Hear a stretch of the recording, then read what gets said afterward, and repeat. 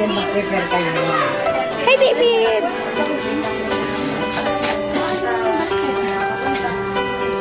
Ayaw ka po. Ayaw. Mahiwalay siya. Hi, ako si Maan, casting manager. Experience ko ngayon, parang, di ba dati yung nahiyain ako, tapos parang nahiya ako makipag-usap sa ibang tao. Ngayon parang, natuto na ako makipag-usap sa mga ibang tao, katulad na yung matatanda. Parang noon, parang hindi ako nahihiya. Tapos, parang, kahit nakakapagod, masaya. Siyempre, mababait yung mga, direct. Parang naman sa inyo. Hindi naman totoo. Masaya kasi kahit last film na wala lang, basta yun. Hello, I am Jerlyn Ann, the production designer of Baitang. At first, hindi ko talaga in-expect na yung groupings nung production na to ay ganun. Kasi ang galing, pinagsama-sama yung, sabihin na natin, magagaling talaga yung staff, yung co-staff. Kasi talaga, pag pinagsama-sama mo sila, ayun, the best yung magagawa. Nagkakaintindihan ba? Nung during the production, shooting namin, hindi ganun yung usually na nangyayari, nagkaka-conflict sa bawat staff. Nagkakasundo, as in, intindihan lang talaga. Being a production designer, medyo mahirap din kasi minsan pag sa location, pag hindi talaga ganun yung hinihingi dun sa script, kailangan ako yung mag-adjust dun, kailangan ayusin. Pag sinabi ng directors, yun, dapat ganyan. Medyo nakakakaba kasi kailangan ko ma-meet yung expectation nila. Yun, ganun.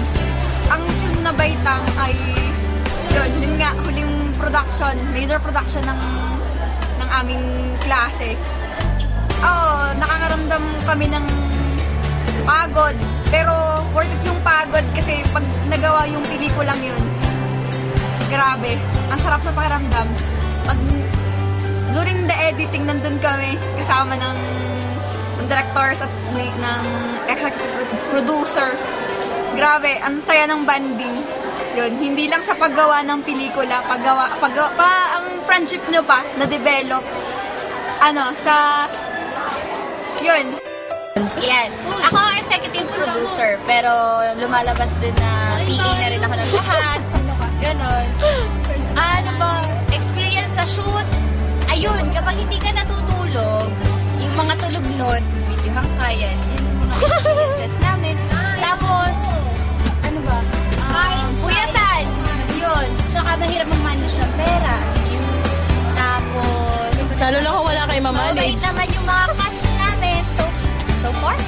Tapos, yung mga staff, mababait din. Tapos, mga director, question mark tayo dyan. Ang bad mo! Tapos, yun, masaya. Yun lang ang pinaka-memorable doon. Worth it. Yes. Tapos,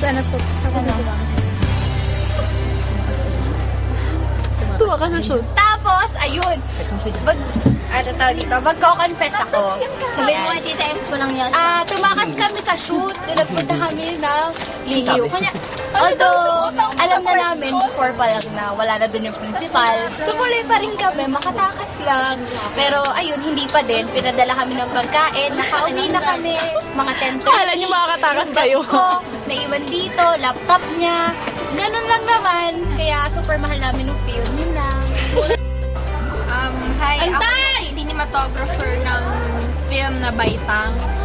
Para sa akin, medyo komplikado rin yung mga scenes kasi basically nakasalalay din minsan sa camera yung flow ng story kasi meron kaming scenes doon na medyo ako na mismo yung nagtimpla ng lights matching dun sa environment tsaka dun sa requirement ng scene.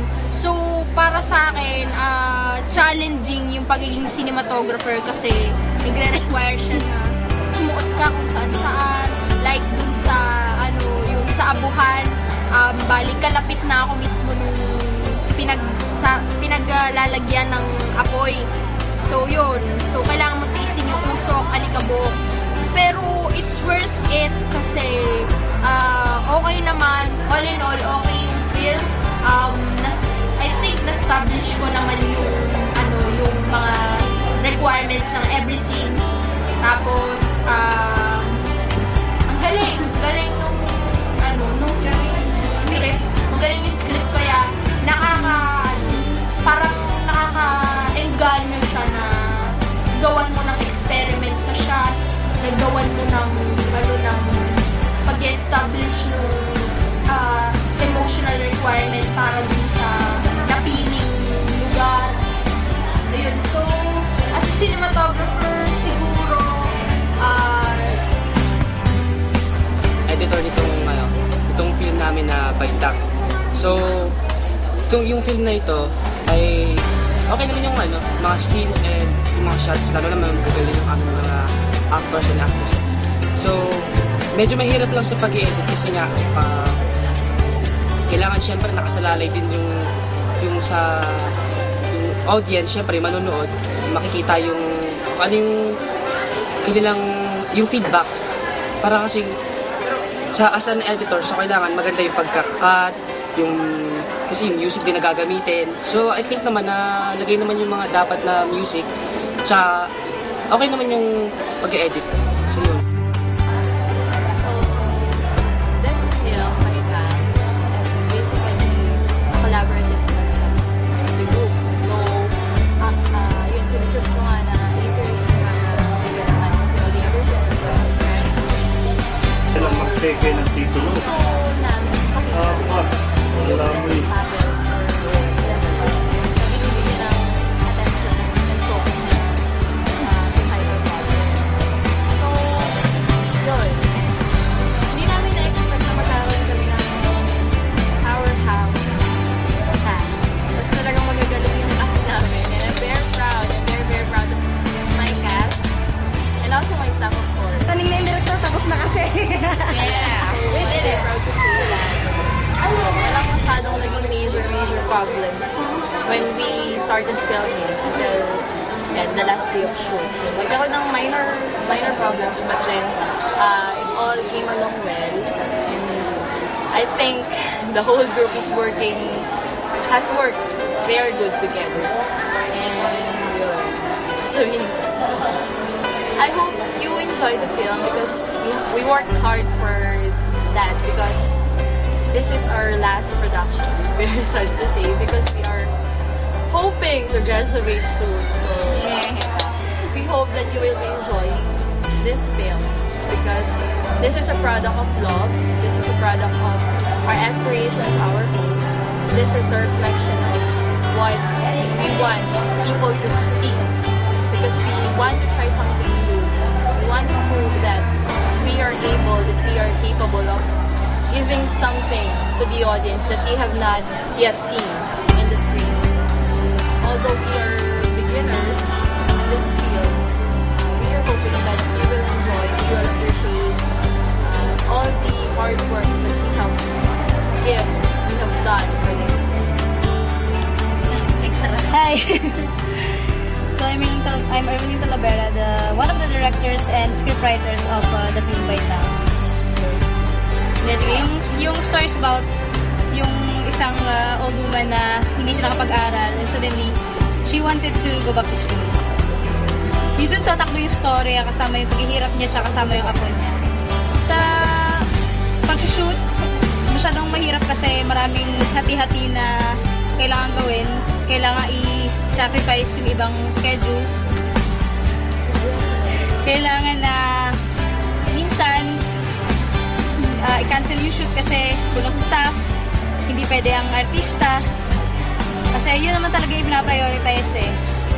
So, since yung mga cast namin is hindi naman estudyante din, hindi naman, kaklase namin, mahirap na mag-schedule ng sariling time ng shoot. So, isa pa is yung puyat, kahati ay thesis. And, I guess, at least, natapos naman namin kahit papano. Nagkaroon lang ng konting aberya because yung main cast nagkaroon ng injury, nagkaroon kami ng accident sa shoot. So, ginawa namin yung lahat para lang matapos tong film na to ng maayos. So anyway, Pag-order na lang. nakakayak. Pero hindi, at least masaya naman yung experience ng last major production. Last major production. Iyak na. Kalungkot. Tsaka masaya experience sa cast kapag kumakain kami sa labas. Yun lang. At tsaka, ayun. Yun lang masabi ko. Guys, please, pa-share film.